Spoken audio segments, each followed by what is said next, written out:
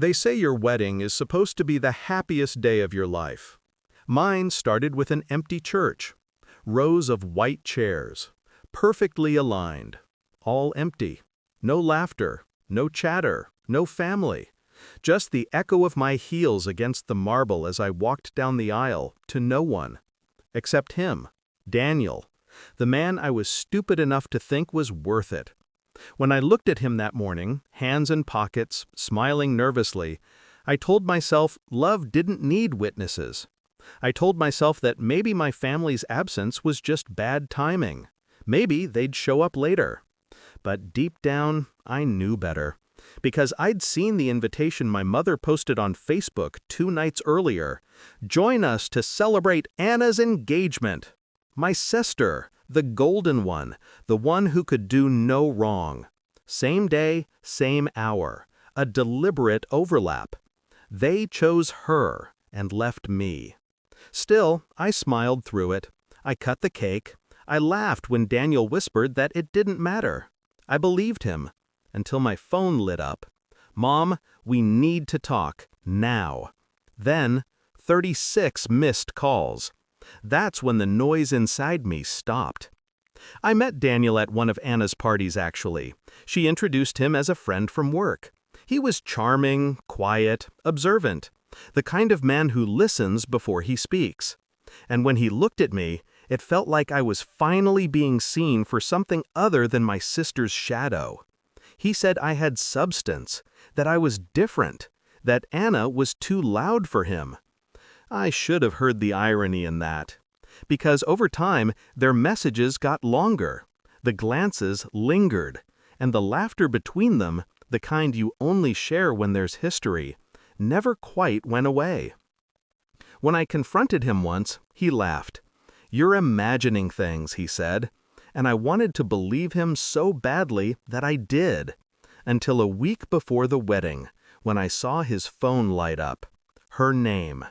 Anna. 3 words burned on the screen. She doesn't suspect. That night, I didn't scream. I didn't cry. I just sat there, in the dark, watching his phone buzz every few minutes. Her name. Again and again. That's when the shift happened. I stopped being the wounded bride. I became the architect of their undoing. I didn't cancel the wedding. I let it happen, because some things are better witnessed in real time. A month earlier, Daniel had asked me to transfer our savings into a joint account, for transparency, he said. I agreed, then quietly opened another one in my name. I left the joint account active, but empty. Then I called the venue, the caterer, the florist. I paid for everything with his card, the one linked to his business expenses, the one his firm monitored. I knew it would raise red flags, and it did. 2 days before the wedding, his account was frozen. He panicked. I told him I'd handle it, and I did, by moving every dollar from our supposed honeymoon fund into mine. He never noticed. So when the guests didn't show up, when my family laughed over champagne at Anna's engagement, I just stood there, calm, slicing through that cake. And when Mom's message came, I already knew what it was.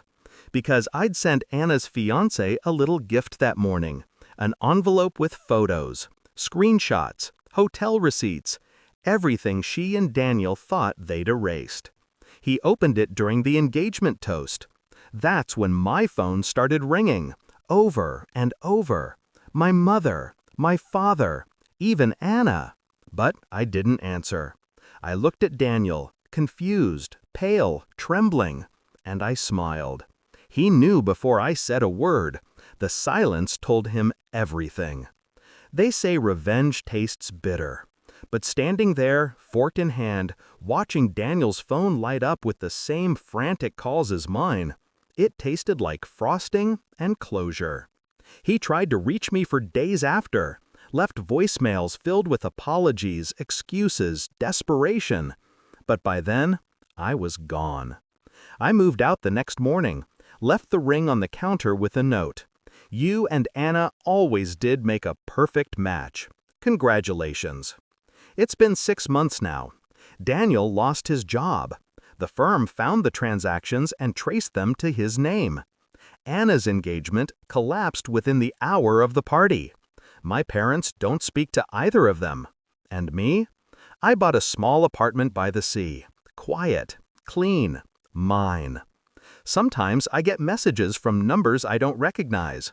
Sometimes I see them watching my Instagram stories from fake accounts. I never block them. I want them to see what peace looks like. Because in the end, it wasn't about revenge. It was about taking back the silence they filled with lies. And now that I own it, I don't plan on ever giving it back.